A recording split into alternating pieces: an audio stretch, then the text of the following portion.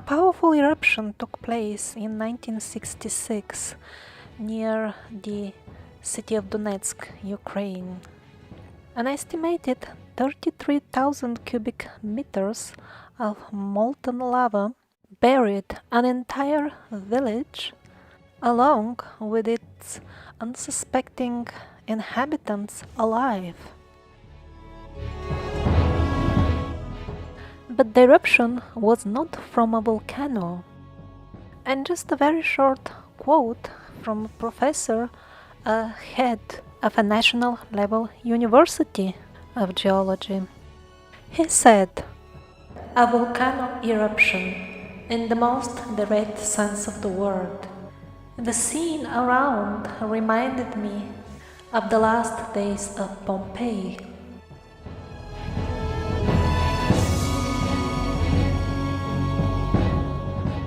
The hill which erupted was not a volcano. It was a spoil tip which actually erupted. Out of the 580 spoil tips in the area, 114 have a molten core because of the chemical reactions which take place inside of these artificial mountains consisting of the waste product of the mining industry. And the spoil tips not only behave exactly like volcanoes, they also look exactly like volcanoes.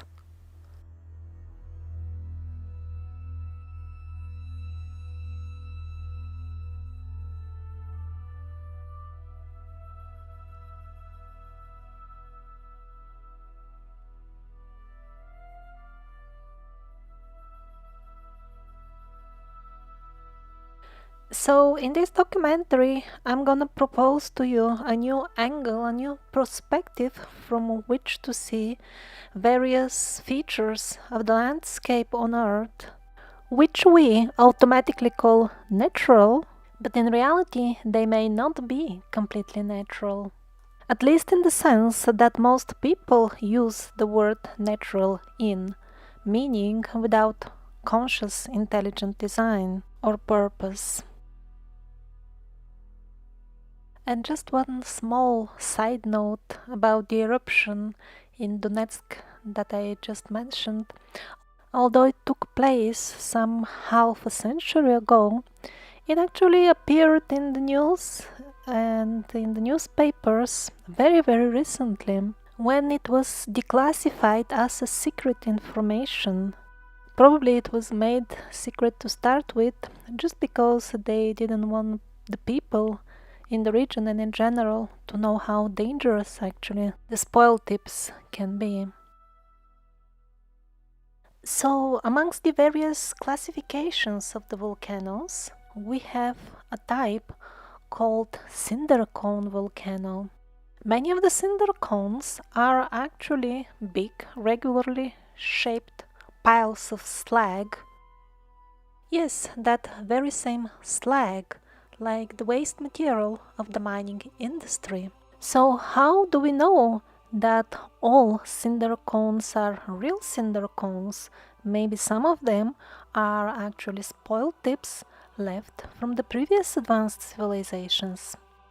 Apparently, the fact that some of them can erupt is not a proof that they are real volcanoes. Occasionally, on aerial images, we can observe stuff like this. Hills or piles of different composition. If they really popped up from the earth, from below, it would have been expected that they would have the same composition. So later on, I'm gonna return to the topic of the suspicious looking hills with few other types, but first I want to show you the images that impressed me most and convinced me that there could be some seed of truth in this hypothesis that many of the landscape features that we call natural are actually very, very ancient mines. This is in Argentina, of course. It's a natural park officially, as everything else. And this is the photograph that I found really, really informative. Just look at these long scratches, these lines. Maybe climbers' gear could have left such type of scratches. Do you think that's possible? I'm not sure that's even possible because look at the sheer scale of everything. This is giant. I don't know how could have human climbers left such very long and actually very thick marks. So I spent a really, really long time looking at these images, and first of all, I thought, well, maybe it is natural after all, because this seems to be grown, cultivated stones. As you can see, these typical spikes, this is how it was grown, farmed. For more details, see my previous videos on growing stones like living creatures. So first of all, I thought, yes, this could be a natural erosion because the softer feeling in between the spikes would erode first. But then if we look more carefully, we don't see harder cones which get exposed by the erosion, but we see actually round drills. Here you can see my point more clearly. This edge here is also very suspicious, as if some sort of a drill was pushing the stone away. Was it melting it as it was drilling to form such an edge? And in addition, at this very site in Argentina, we have these high, flat walls. And this doesn't seem to follow the natural pattern by which this stone should erode.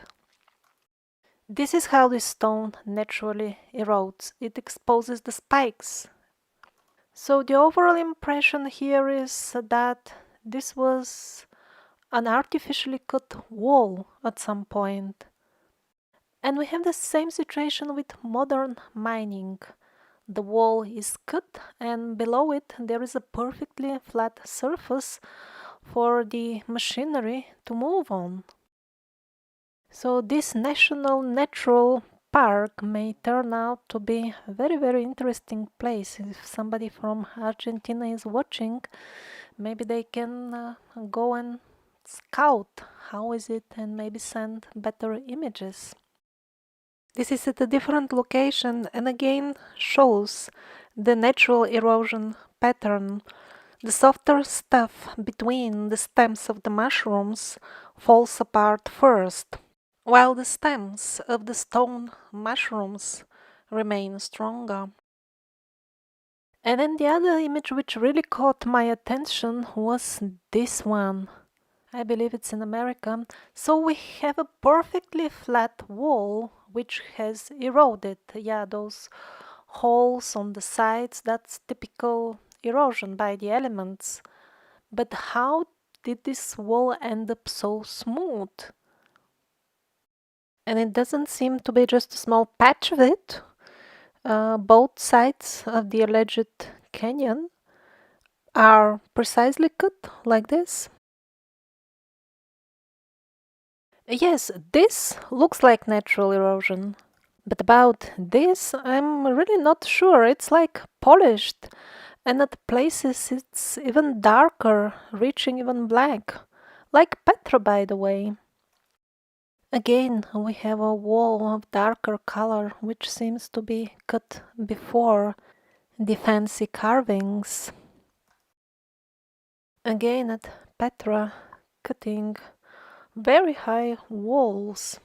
Again with excellent precision. I'm gonna return to Petra later on in the video. There is so much material, it's sometimes difficult to structure the sequence of the presentation.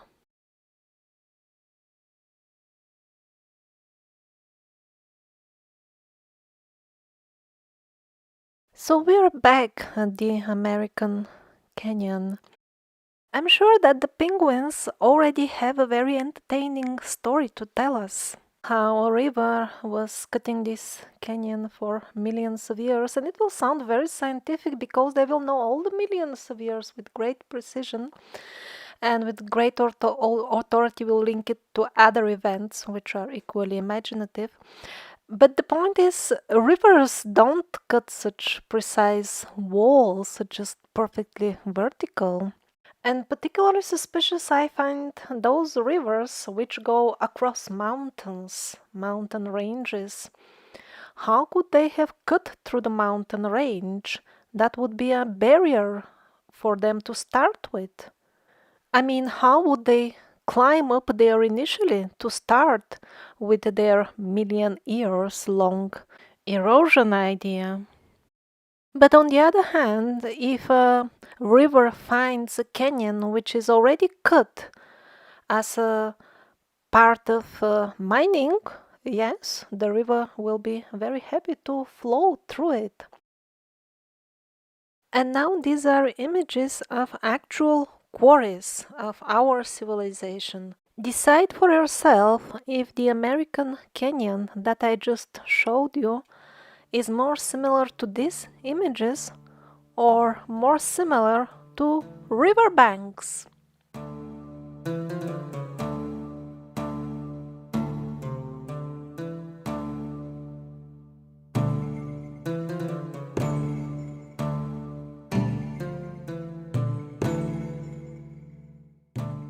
Again, notice where the lady is sitting. That cavity is really a product of the erosion caused by the elements. But the rest of the wall doesn't look like that at all. Now this is a bit of interesting picture. Yes, the boulder on the back, that could have split naturally. Maybe. But what about these cute round marks on the purple wall? That's kind of interesting. Looks a bit like a tool mark.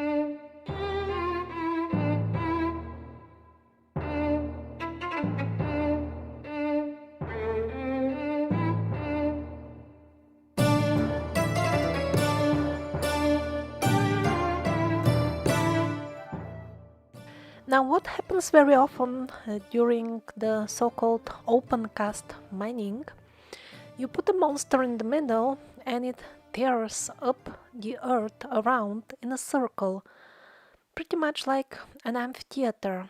Now, I would like to show you a few interesting amphitheaters from Antarctica. So, of course, every penguin will swear to that this is completely natural, but I stared at this image very long time, and certain questions started arising in my mind in relation to penguins and amphitheaters.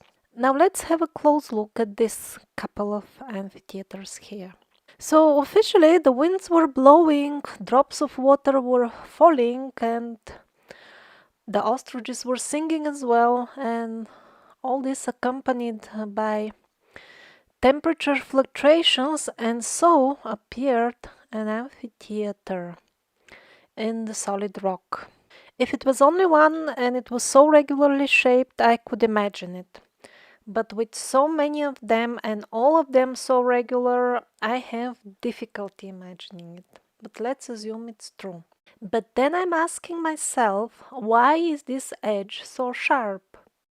Was it some sort of micro winds, so to say? Was there a microclimate only inside at this particular spot where the amphitheater is? Cutting this amphitheater and the next one so precisely, and when they met they formed this very sharp and precise edge.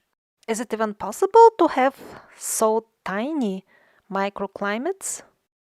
such a small space so that you have local winds which blow with such precision at a precise angle, and then a few meters away you have the next set of special winds which shape this sharp edge.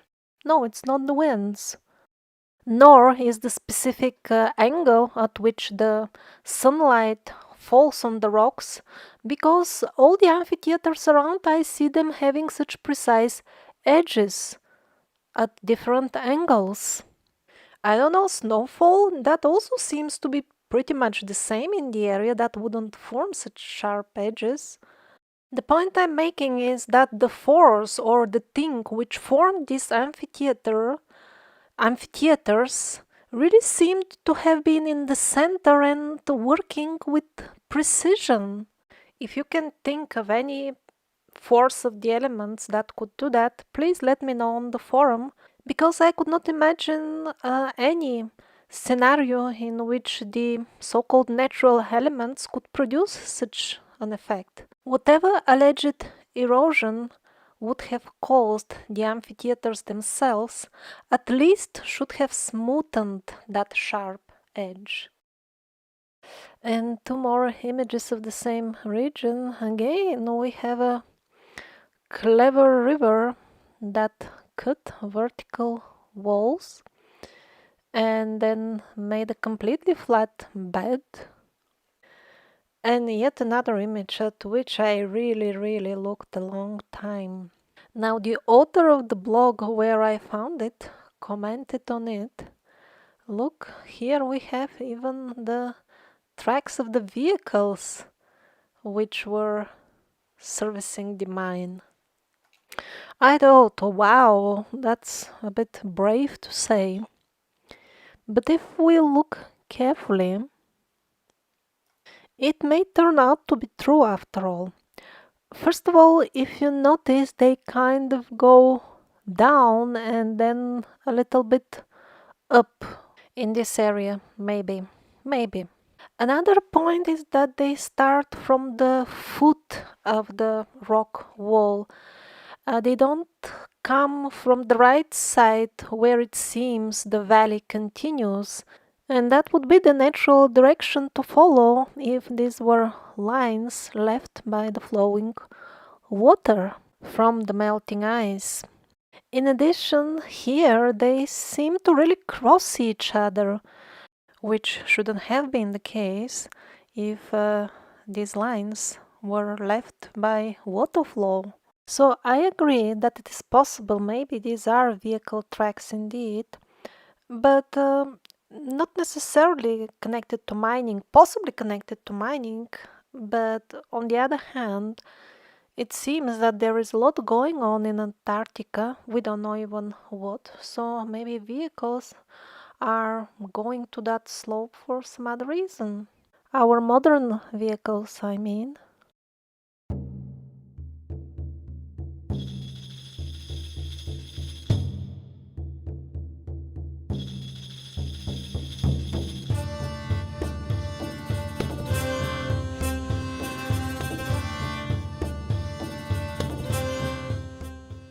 This is a modern excavator monster at work. Please note how the bedrock is cut at kind of a right angle, and then keep this in mind as you look at the next couple of images. And officially, of course, all this is natural.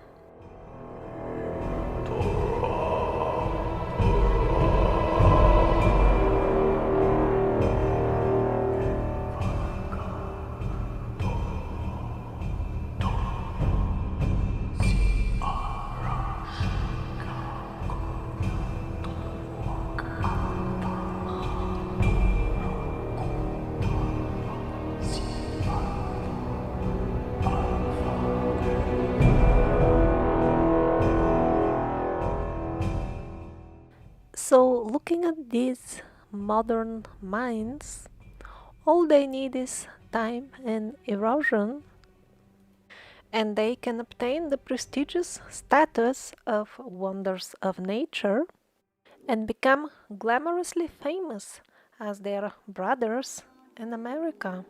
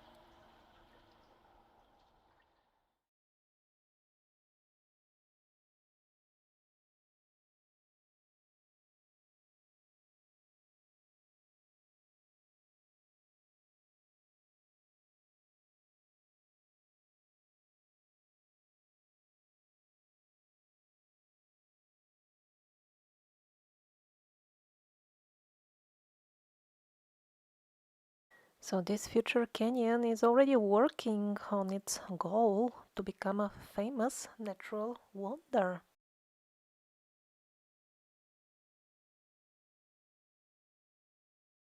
And this quarry looks like as if it is almost completely ready to become a natural park. Pay attention, how does the coastal line here erode really from the natural elements.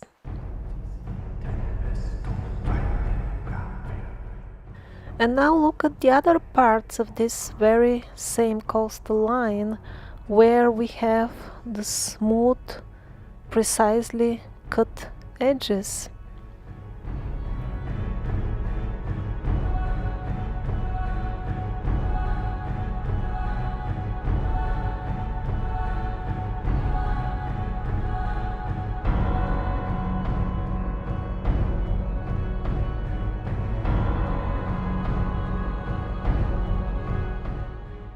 And now again, look at these two actual quarries and decide for yourself, how similar are they to the allegedly natural formations that you are gonna see.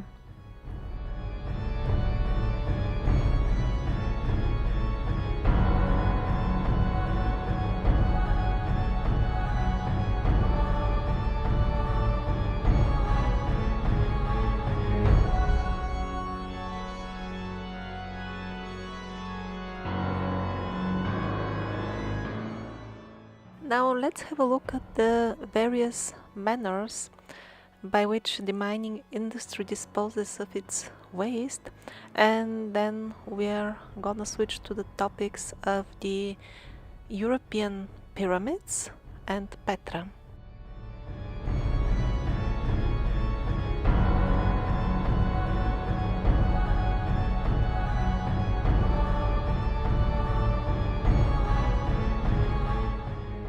So there is a whole lot of very questionable hills on Earth, like these ones from Yakutia, Siberia.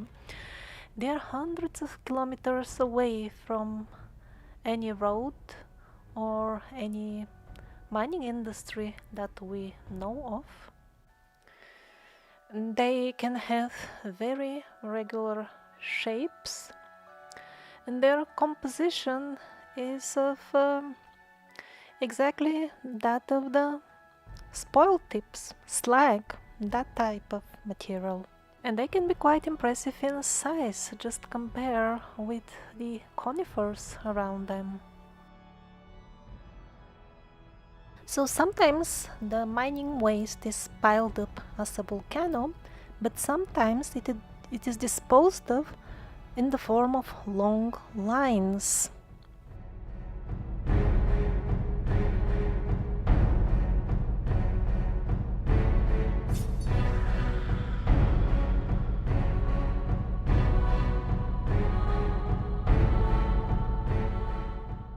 And maybe that's how a so-called natural formations like these lines came to existence.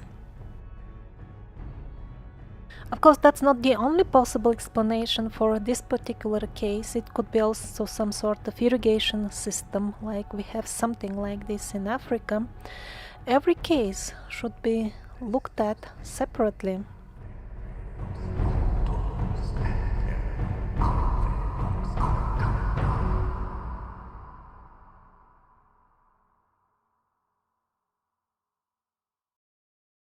Yet sometimes they don't make lines, they don't make cones, they just dump the waste like that on the ground. And after many years, those same dumps would look like these allegedly fully natural hills.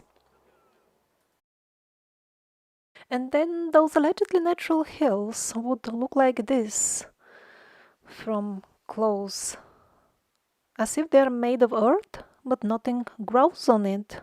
Well, the byproducts of mining are often very, very toxic, and no wonder that they can remain barren for a very long time.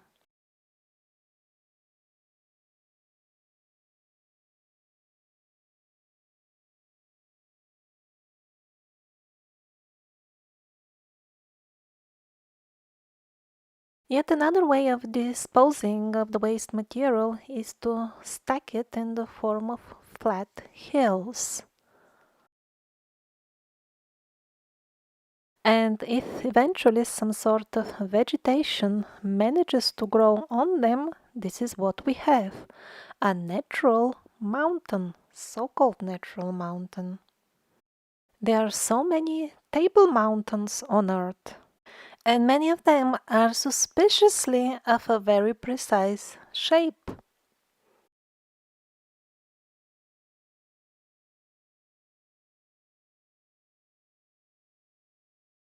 Again, this is from Yakutia, Siberia. Far away from any infrastructure, no question of mining industry, at least by our civilization, and yet some of the mountain tops are clearly cut, and the stones are of very, very uniform size. And of course, the famous Nazca Plateau. Some of the mountains also appear to be cut quite precisely, by the way. And even if they are not made of slag, we have other options as well. This is a modern method of mining, mountain top removal.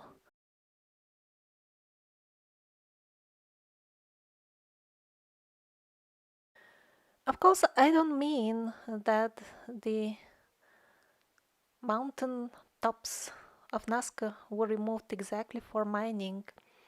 I just want to show in general that there were many other races before us, and they were capable of cutting entire mountains with precision for whatever purpose, mining, or maybe in the case of Nazca, for landing or making some sort of other installation that most people don't have information what is it exactly for.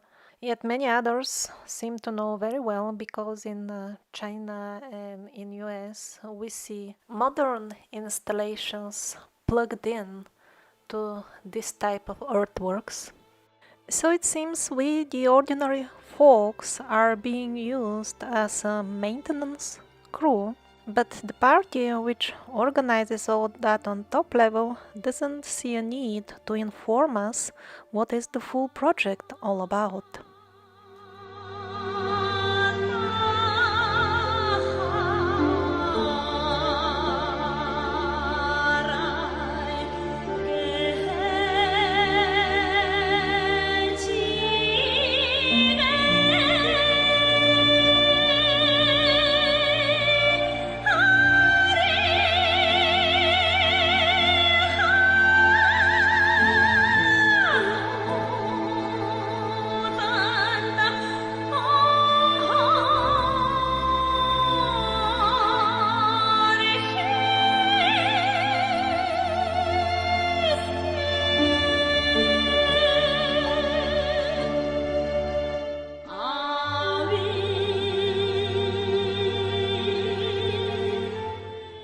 So of course we have many different types of mining, and some of them give us a byproduct chalk, and this is how the hills look like.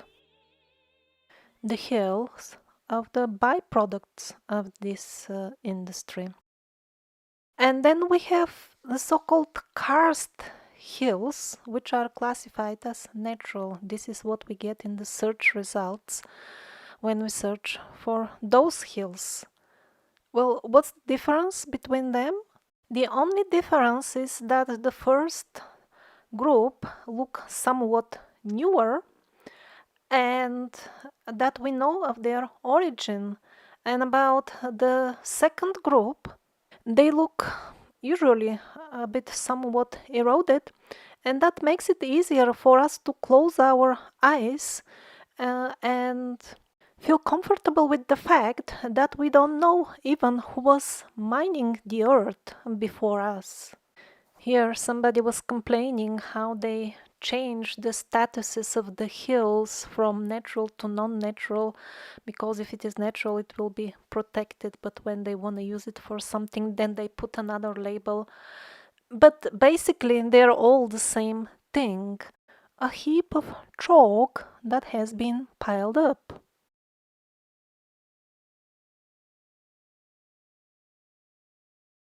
My previous video was about how a lot of the stone, the rock on Earth, was grown, cultivated intentionally, pretty much the way we farm plants. These are some parallels between minerals, which are very well known to be growing, and a couple of species of cultivated rocks.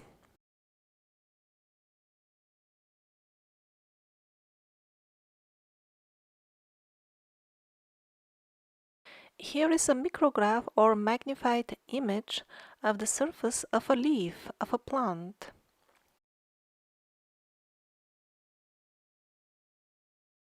Again, the parallels are obvious. But although I have shown that a lot or even most of the rock on Earth was grown, cultivated, these are some examples of grown stones. The small ones are literally clustered around their mother. But despite that, it's possible that some of the stone spheres have a little bit of a different origin.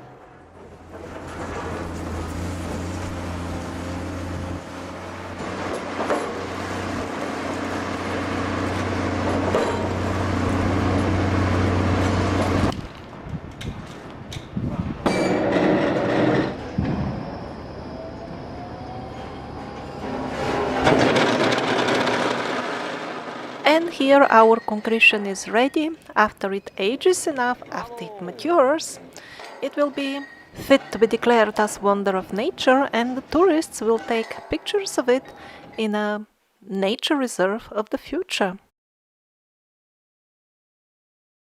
And yet another third possible explanation for some of the smaller concretions. These are so-called mystery artifacts found in South Africa, buried in geological layers which the penguins assure us date from the times when we were monkeys. And very similar bowls are also found in Utah. So just compare them with their modern brothers, which are being used in this type of installations, machines, used again in the mining industry to crush rock.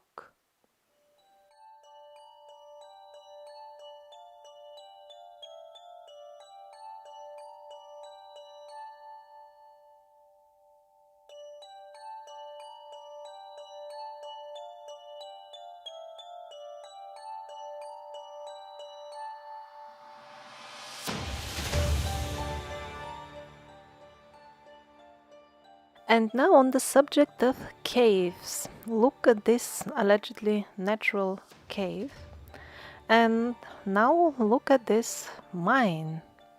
Now as this mine gets abandoned in due course of time, the wooden beams will rot, And here is the result. Your natural cave will be ready for the tourists to admire the wonders of nature.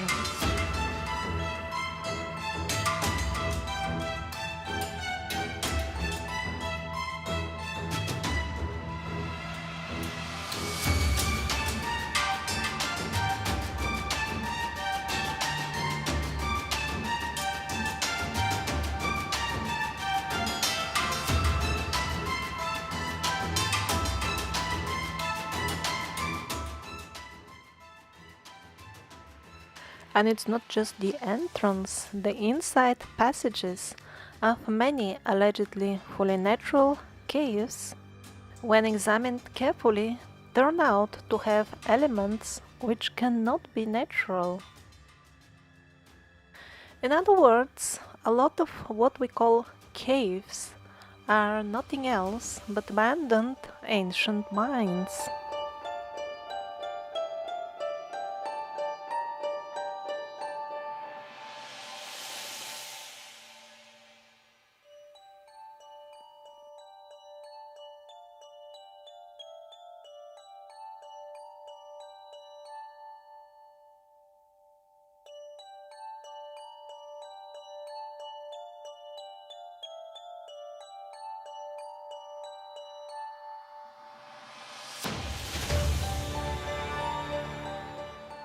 Now find the difference between this mine, called the Pudnevsky mine in Russia, and the allegedly fully natural, of course, mountains of Sekret in Iran.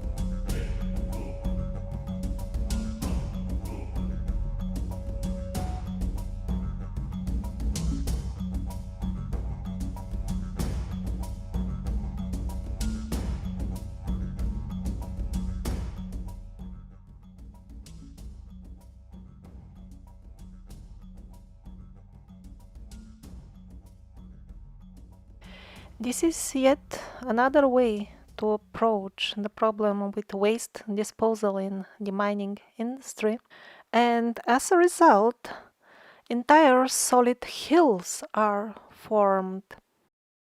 This could have been one of the ways in which, again, so-called natural wonders have come to existence.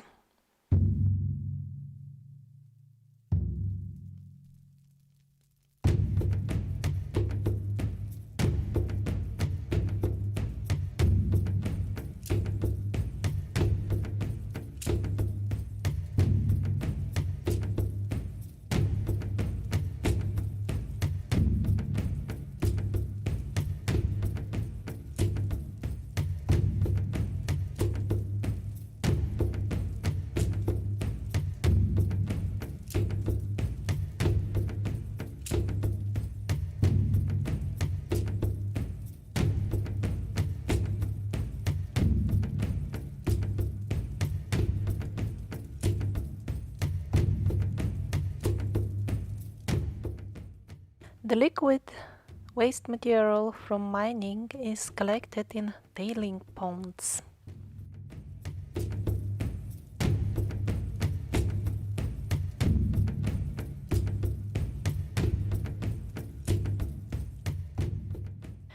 Now, it is entirely possible that some of the numerous salt lakes, salt flats, etc. on our Earth formed naturally, but yet on the other hand, many of them look a little bit too suspicious not to consider the option that they could be ancient tailing ponds. Few other points make some of them even more suspicious, like for example, spoil tips right next to them or in the middle of them, or the fact that many of them have perfectly flat bottom, which doesn't have a very natural feel to it.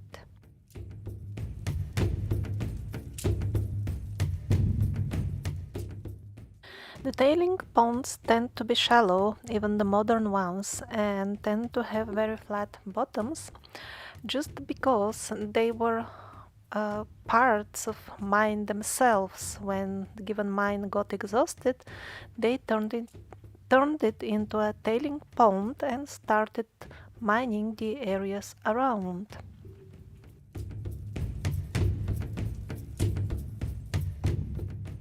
And of course, as usual, now they are regarded as wonders of nature. They are part of nature reserves, national parks, and the numerous tourists are entertained by various speculative hypotheses, which all rotate around the same pivot. How could have this natural wonder come to existence? These hills in Iran, of allegedly natural origin, of course, are a very good illustration because they show both features together: hills that look exactly like spoil tips, together with the saline sediments right in their foothill. Any other hypothesis which doesn't fit into the box of penguins evolving from monkeys is rejected by default.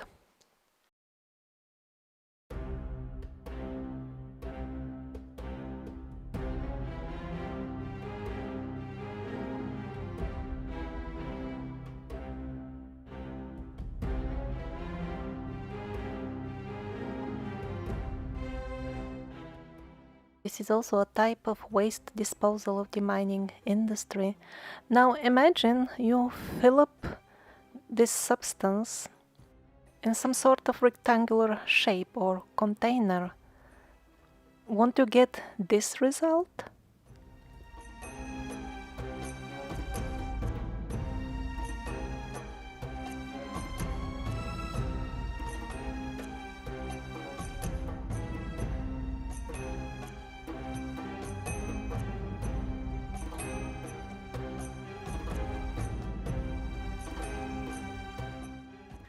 And now on the subject of underground mining.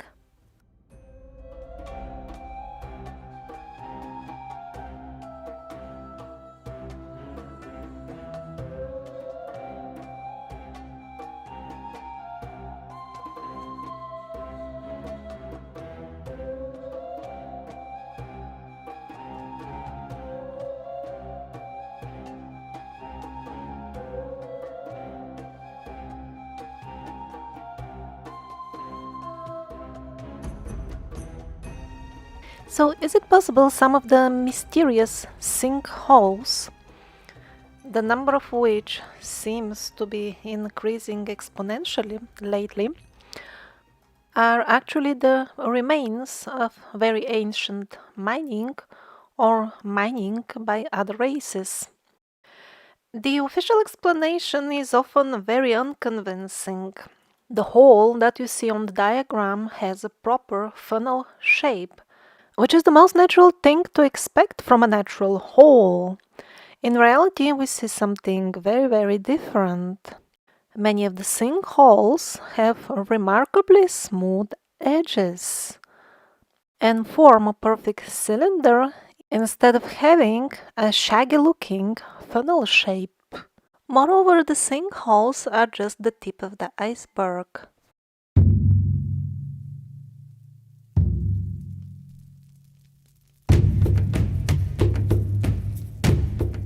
Countless remarkably regularly shaped and sometimes gigantic tunnels are found on all continents, and they are given all kinds of names and explanations, all meant to divert your attention and make them look as natural as possible. And luckily for those who actively work on obscuring our history, they are very easy to keep under the radar even of the alternative researchers because it's so easy to cut off the access to them. And here is some interesting information regarding these underground tunnels obtained during a past life regression session in the state of trance. The regressed person said, "Although we have similarly looking underground tunnels on various continents and they look alike, still, each and every one should be looked at separately. Sometimes they would use melting, other times they would just drill, and yet in other cases they would manifest it, translate it, so to say, from the subtle plane on the physical, kind of projecting it on the material plane. Some of them are entrances to the underground kingdoms, but calling them underground kingdoms is not so precise. It would be more correct to say that they are gates to other planes of existence. Down there is an entire grid, mesh, network of such tunnels. Some are also bunkers, ruins of mines, or simply a result of rock sampling. When they found what they needed, they would extract it, sometimes directly to off-planet locations, or sometimes they would first take it to the surface where it would get processed. Then the regression guide asks for further details about this manifesting the tunnels directly from the ether or the subtle plane. Does this mean that the stone dissolves back in the ether? The patient replied that you can say so. Also, you can do it selectively. Just take whatever you want and leave the rest of the mass that you don't need. It's not that such a stone will actually really disappear. It will simply stop existing for people like us who cannot perceive the other frequencies. In the past, these tunnels were passages to other worlds. If one really needed it or was curious, one could pay a visit to the neighbors, so to say, and have a journey in the other worlds. That's how it was in the past, and some tribes still keep the memory of these passages in their legends. But now, since the humanity got channeled into this more limited reality, such journeys are difficult or impossible. Certainly, you can't go with your current physical body. Maybe some people can go with their subtle body, but even that is not very easy. They are guards, and the access is very limited. And then the regression guide is asking if they were able to create this type of tunnels exclusively using mental powers without any technical equipment. The patient replied, yes, they could and they can even now. A group of them would create a field of light. Then they would direct it as needed with their intention, and the rock would dissolve. Not even melt, but exactly dissolve, pretty much like paraffin. It wouldn't flow down like a liquid. And by the way, there is extremely valuable hint in this regression session. about the group of beings holding a field, creating a field with the power of their thoughts and intentions. And this is exactly the way we can deal with some serious problems that we face nowadays. Like, for example, the poison trails in the skies. If enough of people learn how to create and maintain the needed light fields, they could not only neutralize to some extent the effect of the poisons, but eventually even derail the full program of spraying, influencing the material world around and the events that happen to us with the power of our thoughts. It's not as easy as some New Age cheap literature tells us, just wish and it will happen. No, it doesn't work that way. It is somewhat more complicated than that, but it is certainly within the scope of each and every ordinary person. It's not only for people born with special abilities. Anybody can learn, and the only requirement for it is to wish it strong enough. And now let's get back to mining. So what these big machines do is they strip a thick layer of the earth. Here they do it even on 2 levels at once. And what's left behind when they are done with their job is really a barren, stripped, and perfectly flat patch of land. So, is it really a strange coincidence that we have similar natural, again, allegedly natural landscapes on almost every continent? Australia having probably the biggest chunk of it, and Africa is not far behind. How come they're stripped completely of soil and perfectly flat? We see that some sort of minimal vegetation does grow there after all. So for all these millions of years that they are always talking with great confidence in their penguin books, there should have been at least some sort of thin layer of soil. Where is it? Is it possible that these regions were devastated by such a large scale mining, so to say? Of course, it's possible. And waste products of such a large scale mining could be maybe in Sahara. Why not? For more details, see the Survivors episode on the artificial origin of Sahara. And if you think that it is a little bit too far-fetched to suggest that all the waste was transported to Sahara, just have a look at Mount Nimrud.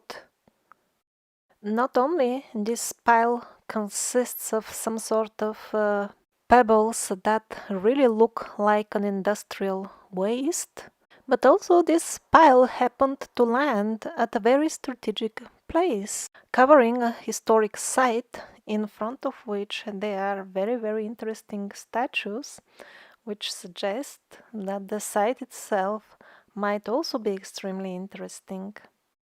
And it's not just Nimrud. Also the Nursuntipe that I've reviewed in previous videos, the Great Pyramid of Cholula, Teotihuacan, and so many others you can find in my videos and on the website. Always the same question: who put this pile on the top of the historic site? So we clearly have some party which is fond of piling up stuff on historic sites.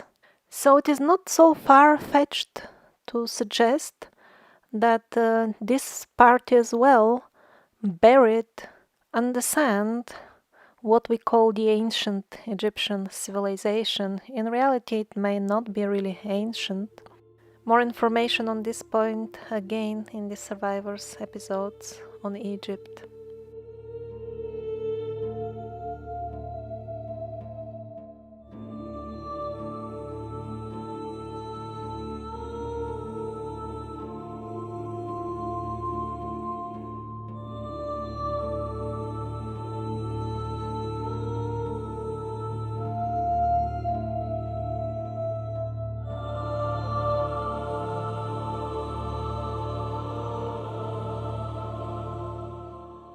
And now on spoil tip pyramids. There is a choice for every taste. This is for those who like them Nubian style. Or maybe you prefer Teotihuacan spoil tip.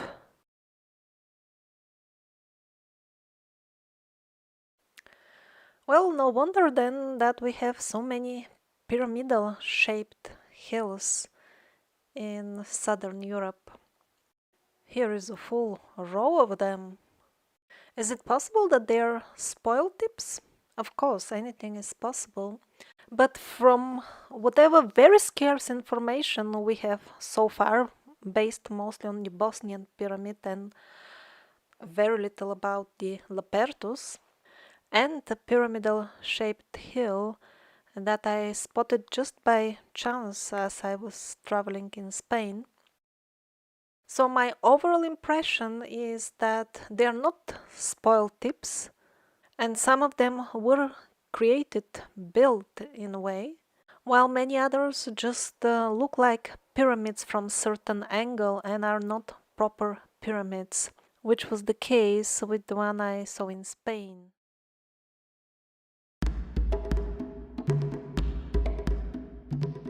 Now, I would like to share with you my impression about the Bosnian pyramid, or at least the one I'm getting so far.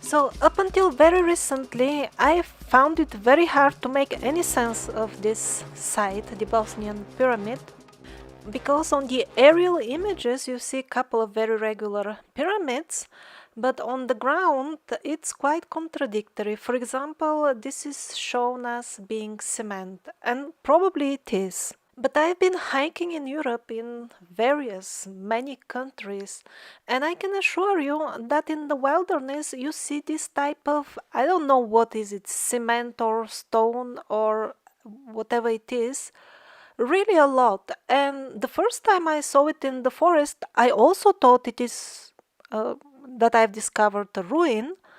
But as we walked for 5 more kilometers, it turned out that maybe it was a city, or maybe at the end I decided most likely it is some sort of stone. I don't know how it was made, but from experience I can tell you for sure that this is not a proof that this pyramid was built.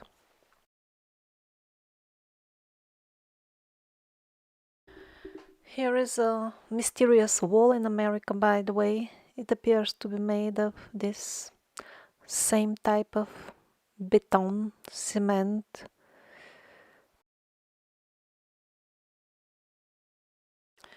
Okay, let's get back to the Bosnian pyramid and the proofs that are being shown as of its artificial origins. So photos like this are shown, and we are told this is pavement. No, this is not pavement. If you just look further on these very images that are shown from the site, you will see that this is a stone, a rock, and that's how it fractures. This is not pavement for sure. And in a little while, these very same layers turn into what everybody would call natural stone. So that's why I found, until recently again, this site to be very confusing, and I never commented on it. And only after I found out that a lot of the rock on Earth was actually grown, cultivated, then everything fell into place. And now I understand each and every image I saw of the Bosnian pyramid. This is also from the site. Do you see the typical stone growing patterns? You have to see my previous video to understand everything that I'm saying now about the Bosnian pyramid. But now I'm absolutely convinced that it was grown. Maybe you can say manifested. Was it grown from a substance, let's say soil, or from air, or from sand, or as there are other versions, uh, directly from the ether? That I cannot say yet. But also pay attention that there are stone spheres, concretions in the area and at the pyramid side itself. And the concretions are definitely grown, cultivated stone. So there was growing of stone going on in this area. And guess where is this pyramid located? It's in America, exactly in that area with a lot of mushroom testing and all those buns of rising mushroom stone dough. It seems that that was one testing place, a laboratory on growing stone. I believe it was confirmed by one past life regression as well. So apparently the races which were involved in growing stone on Earth were already using this pyramidal shape. And in addition, this stone, the Bosnian pyramid, seems to be very similar to this one, which was also most likely cultivated. More details in my previous video and one much older video where I touch also the subject of exactly these stones.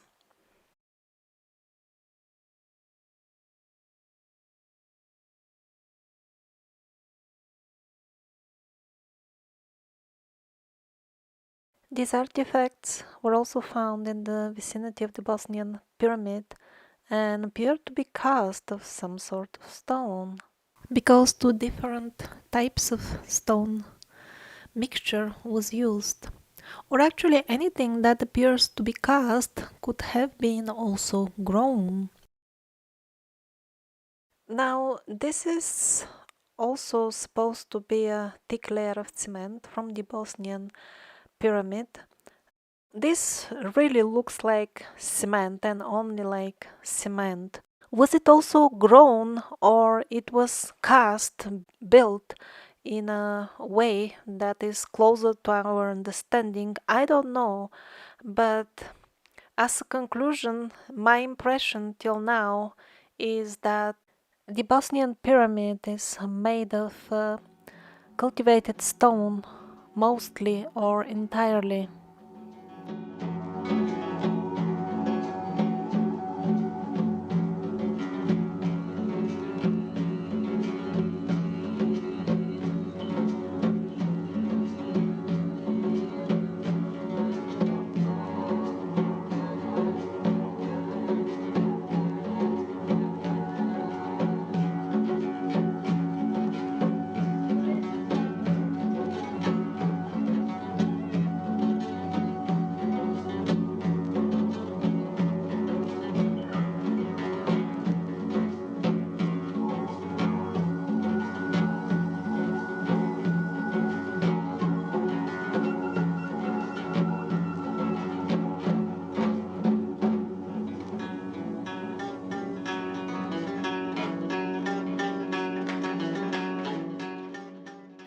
The artificial passages at Petra, which are in no way different from the Via Cavas of Italy, for example, not only are amazing for their sheer scale, so the first question is who did it, but also why? I mean, the sheer height of it.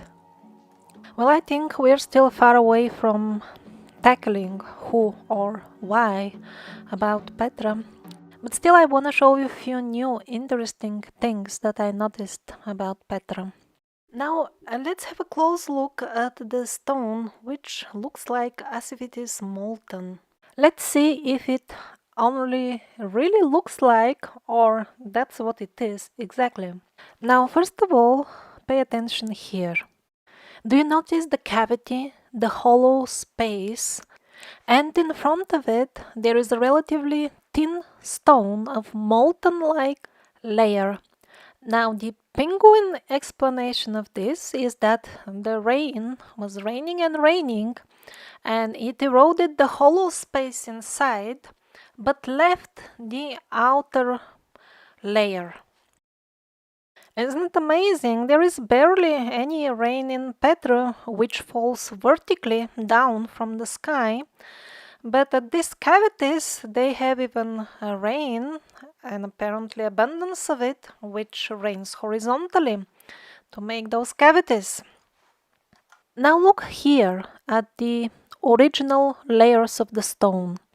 A reddish layer above, a whitish layer below. And now look at the molten layer on the top. Not only it is of a different color, and this color happens to be the mixture of the two original layers, but it also obviously and clearly has a volume, a shape of itself. It is not just a coloring of the stone as the prolific rains in the desert rain over there in Petra for the penguins to tell us stories, but this really was a molten stone at some point. And now please compare the damages at Petra with the damages which a brick wall suffered during the Second World War due to explosion and subsequent fires.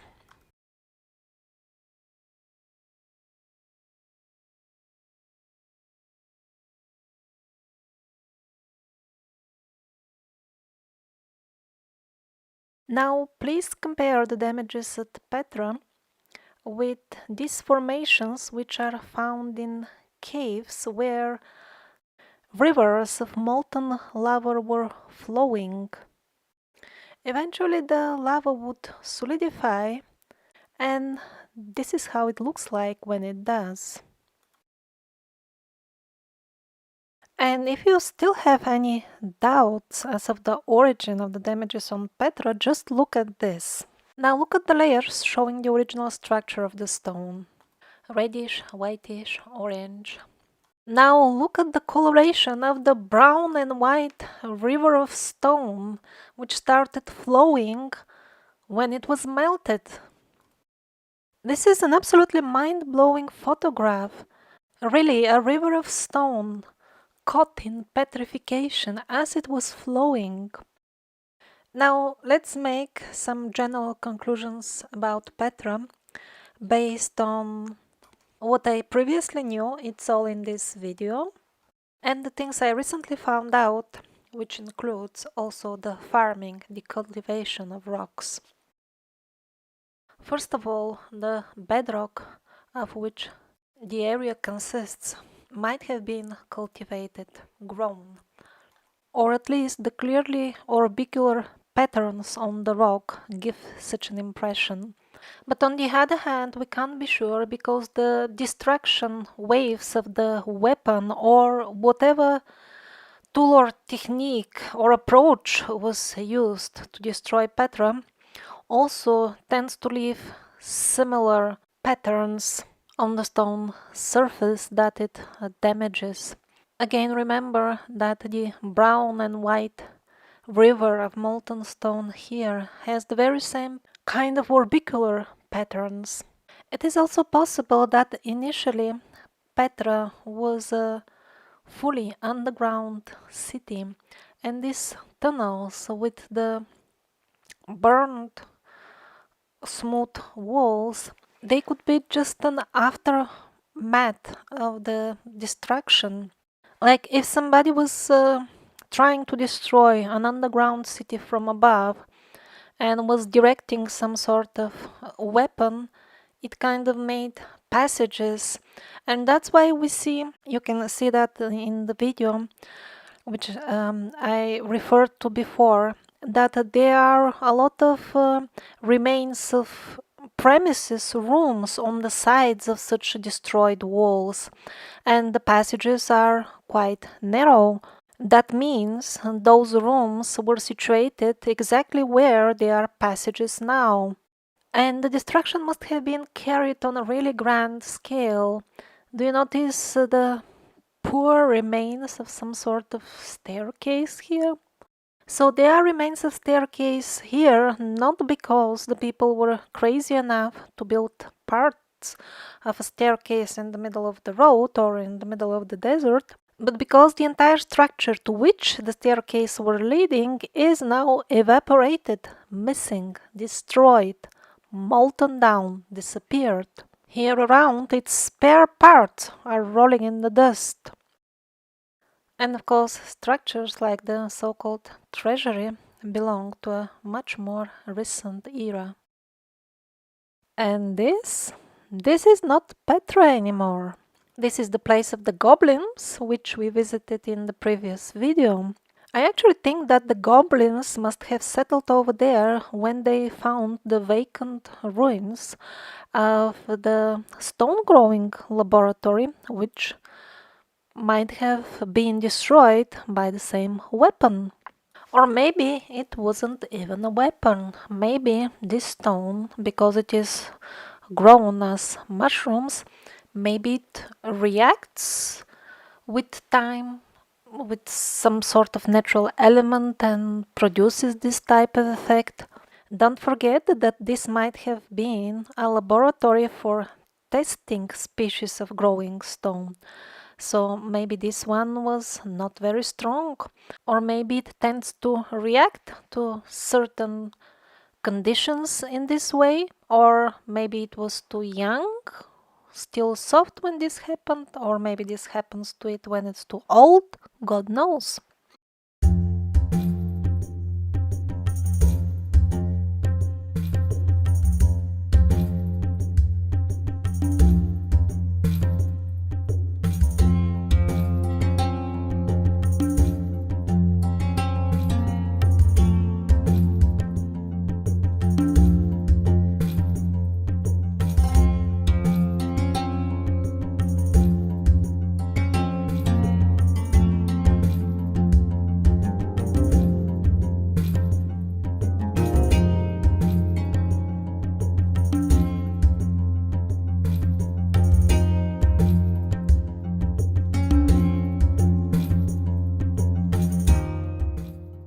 And so, speaking of rock-cut passages, we are not in Petra or somewhere in Europe anymore. This is America. I couldn't believe it. Officially in Petra, they are called flood defense system. In Europe, the very same thing. It's called via cover, or at other places they don't call them anything. Just ignore them and exclude them from history. And here in America, they call them underground rivers. Wow! Wow! Wow! Here they call them natural chainwork of channels. That's on the home page. At other places, they are more honest and tell the story that this is a historical and archaeological site which was sold to a businessman who made it into an aqua park. Apparently even the penguins sometimes have some sort of shame and don't want to lie so much. That's maybe because they evolved from monkeys, and the monkeys have some shame.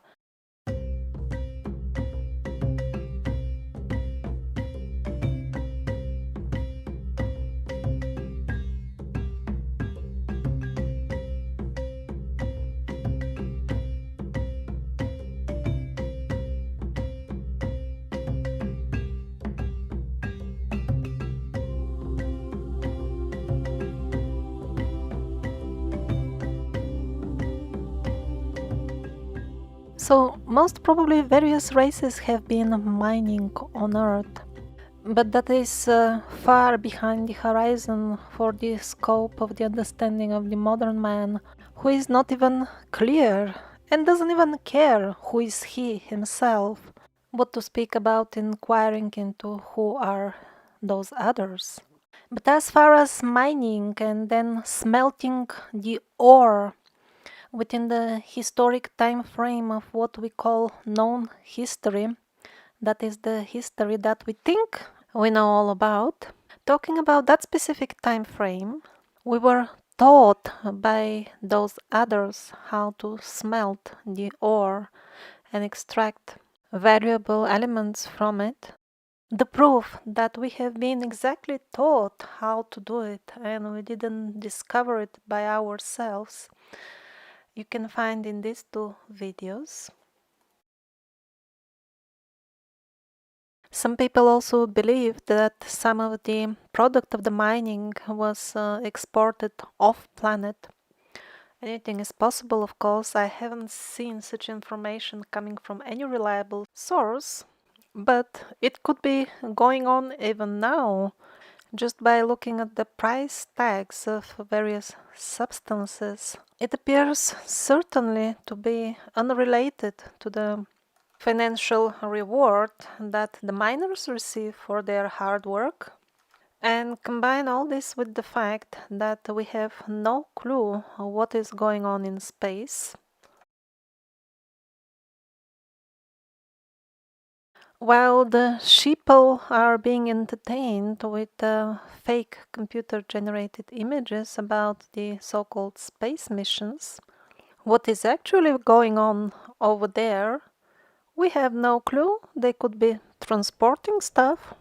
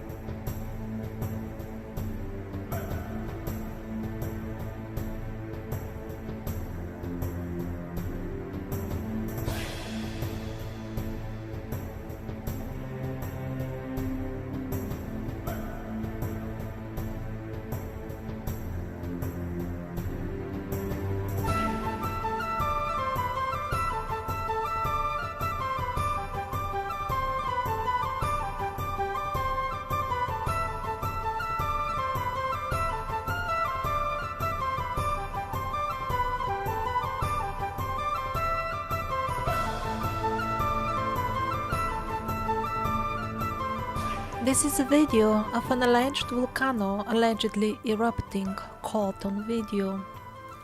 Decide for yourself, does it look like as if a stream of molten lava finally breaks through upwards, or does it look more like a simple explosion? Like the explosions of the spoil tips